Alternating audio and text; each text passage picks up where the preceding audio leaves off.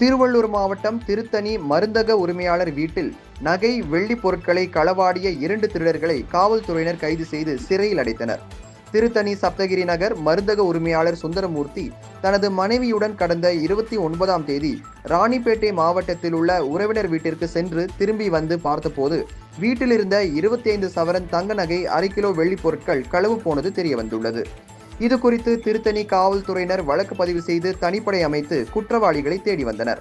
இதனிடையே திருவள்ளூரில் இருந்து திருப்பதி செல்லக்கூடிய பேருந்து சோதனை செய்யும் போது சந்தேகத்திற்கு இடமான வகையில் பேருந்தை விட்டு இறங்கி ஓடிய 2வரை காவல்துறையினர் துரத்தி பிடித்து விசாரணை செய்த போது திருத்தணி சுந்தரமூர்த்தி வீட்டில் திருடியதை அவர்கள் தெரிவித்துள்ளனர். பின்னர் அவர்கள் இருவரும் சென்னை வியாசர்பாடியை சேர்ந்த சதீஷ், அம்பத்தூர் பகுதியை சேர்ந்த பொன்முருகன் என்பதும் தெரியவந்ததை தொடர்ந்து அவர்கள் அடகு வைத்த கடையிலிருந்து 25 சவரன் நகை, 1/2 கிலோ வெள்ளி பொருட்கள் பறிமுதல் செய்து திருத்தணி நீதிமன்ற உத்தரவின் பேரில் இருவரையும் புழல் சிறையில் அடைத்தனர்.